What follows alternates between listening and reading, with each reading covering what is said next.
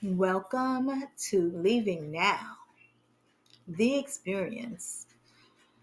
Marlo put some work into getting the funds back from working on the car for a couple of days, and she was really tired. Her last trip, um, she dropped someone off at Walmart, and it's just seemed like she was told to go in. So she parked the car. It's like this is a good time to go and get some water. Of course, she got a lot more than water. She ended up getting a lot, like snacks for her and Cody and Teddy, some things to drink, making sure that they had everything that they needed. However, when she got back in and she started putting things away, and she felt like she needed to go right then. But she was so tired. She just wanted a couple of hours, just a few. And so she put what she was going to put in the car at that time and eased back in, leaned over on the bed, and was like, just a little bit. And then the banging and the noise started once she closed her eyes again. And it was like they were moving furniture on purpose right over her head. It was so loud. She was like, okay, get the message.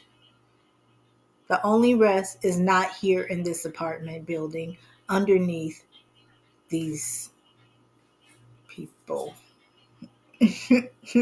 Well, it's had to be said. So off she went. And she started out and then parked the car. Let's see what she had to say. Hey, y'all. So it seems that we needed to leave a little earlier than we thought we were going to. And yes, the universe was guided me all the way to Walmart. Got the stuff. It's like, okay, got some water. Did you know that the water in the aluminum bottles is $14 for a six pack?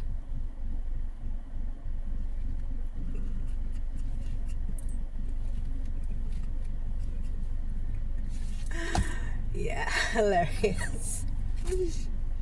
So, anyways, yes. Even though we're in Chi-Town, I'm not feeling the Chi-Town thing. Maybe another time.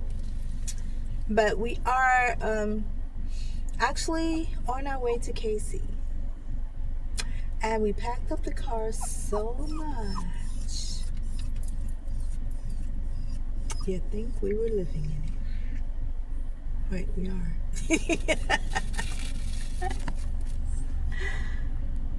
Yes, Casey, Illinois, where everything is supposed to be huge. Huge chairs, huge utensils. Well, we don't really need that kind of stuff that's bigger than our body. Bird cages that you can walk into. Just stuff. And it's different. Yeah. And why are we leaving in the middle of the night? Well, it just seems more peaceful to just do it now.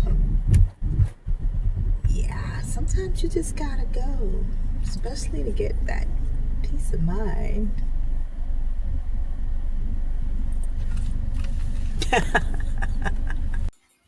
Yes, she drove a lot that night, so she thought. Well, while Teddy and Cody were in the back all snuggled and resting, she was driving. And then the GPS came on and said 147 miles. She still hasn't rested. Okay, it's dark. She said 147 miles. Yeah. Gotta find my music. Now Marlo realizes the importance of having music on the road. Stay tuned for Night Driving, a lesson.